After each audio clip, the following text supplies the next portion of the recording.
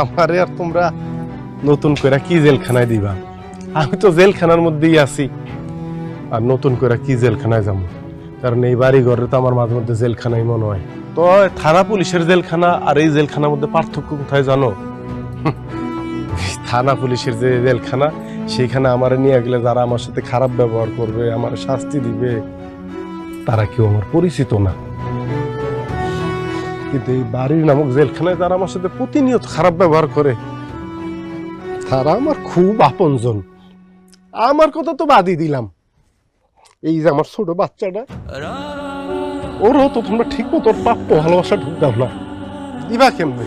এটা তো সমাজেরই নিয়ম যে একটা বাচ্চা তার আত্মীয় স্বজন, পরিবার, বন্ধু বান্ধব থেকে কতখানি ভালোবাসা পাইবো, স্নেহ পাইবো, আদর পাইবো, এটা আসলে নির্ভর করে বাচ্চাটার বাপের অর্থনৈতিক অবস্থা কি তার উপর। আমার অর্থনৈতিক অবস্থা খারাপ, আমার বাচ্চা আদর পাইবো কোত্থেকে? তাই না পা? আচ্ছা, আমার একটা কথা কোন তো আম্মা, আব্বা, আমার একটা কথা কোন, আপনারা আসলে কিসের জন্য কোরবানিটা দিতে চাইতেছেন? কার সন্তুষ্টির জন্য কোরবানি? মনের সন্তুষ্টির জন্য কোরবানি, তাই না? মানুষ দেখানোর জন্য কোরবানি, তাই না? মানুষ তোম করে দেখা কইব, বাহ, এত বড় গরু দিয়া কোরবানি দিছেন। কারণ এই সমাজে তো মানুষের মান সম্মান নির্ভর করে ওই গরু ছাগলের উপর। গরুর সাইজ যত বড় কোরবানির জন্য তার সম্মান তত বেশি। এই কারণেই তো দেখো না, যত সুদখোর, ঘুষখোর, জিনাখোর সব কোরবানির সময় এসব বড় বড় গরু কিনে বাড়ির গেটের সামনে সেই গরু বাইন্দা রাখে। মানুষ দেখে কয়, বাহ, এত বড় গরু কিনছেন। তারা কিন্তু নামাজ পড়ে না, রোজা করে না। কোরবানির সময় ঠিকই বড় গরুটা কিনে। তুমি না আমার স্ত্রী, আমার অর্ধাঙ্গিনী, আমার বাচ্চার মা, তুমি কেমনে আমার প্রতিনিয়ত প্রেশার দাও যে আমি যেন ঋণ করে কোরবানি দেই, ঋণ করে ডিপ ফ্রিজ কিনি। কেন আমারে দেখাইতে পারবা কোরআন হাদিসের কোথায় লেখা আছে ঋণ কইরা কোরবানি দিতে হইব? দেখাইতে পারবা? পারবেন কেউ আমারে দেখাইতে? পারবেন না, কারণ তোমরা তো কোরআন হাদিসের আলোকে কোরবানিটা দিতেছো না। যদি কোরআন হাদিসের আলোকে কোরবানি দিতেন তাহলে তো ডিপ ফ্রিজের দরকার হয় না। কারণ কোরবানির পরে মাংস 3 ভাগ হয়ে তো 1 ভাগ চলে যাওয়ার কথা আত্মীয় স্বজনের কাছে, 1 ভাগ চলে যাওয়ার কথা গরিব মিসকিনের কাছে। কিন্তু না, ওই গরিব মিসকিনের মাংসটা তো সবাই ডিপ ফ্রিজে ঢুকে ফালানোর পায়তারা করেন।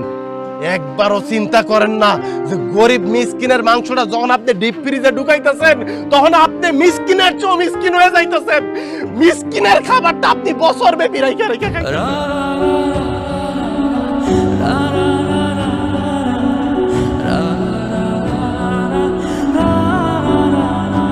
যখন কোরবানির ঈদ আসে, আব্বা যখন কোরবানির ঈদ আসে, আম্মা কোরবানির ঈদ আসে, আপনারা সবাই আনন্দিত হইল, আমার মতো অসহায় বাবার আমরা আতঙ্কিত হই। কারণ আমি জানি এক নোংরা প্রতিযোগিতায় আমার নাম কইব। এই যে আমার বাচ্চা, আমার এই দুধের বাচ্চাটারে আত্মীয় স্বজনরা কইব, তোর বাপ কোরবানি দিতে পারে নাই। আহা রে, তোর বাপ গরিব, ভাগেও দিতে পারে নাই, মাংস খাইতে পারবি না তোরা। আমি বড় মানুষ, আমি নাইলে সহ্য করবো, আমি বাপ হয়ে সহ্য করবো। এই বাচ্চাটা কেমনে সহ্য করে এই কথাগুলি? কেমনে? ভাব চাই আপনার কাছে এইরকম কোয়েন না। আমি সহ্য করলো, আল্লাহ সহ্য করব না।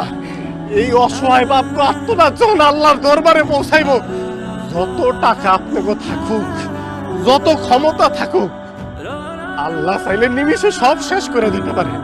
দেন আমারে পুলিশে দেন, আমি আমার কৃতকর্মের লেগে এক বিন্দু অনুতপ্ত না। কারণ আমি যা করছি আমার শ্বশুর বাড়িতে আমার প্রাপ্য সম্মানটা পাওয়ার জন্য করছি, আমার মাসুম বাচ্চা যেন সবার ভালোবাসা পায় সেই জন্য করছি। দেন আমারে পুলিশে দেন, আমার শাস্তি দাও। যাবা আমারে মাফ করে দাও জুরির বাপ, আমারে মাফ করে দাও। অন্য সবার কথা আমি জানি না, কিন্তু আমি তো তোমার স্ত্রী। আমার আসলে তোমার সাথে এই ধরনের ব্যবহার করা উচিত হয় নাই।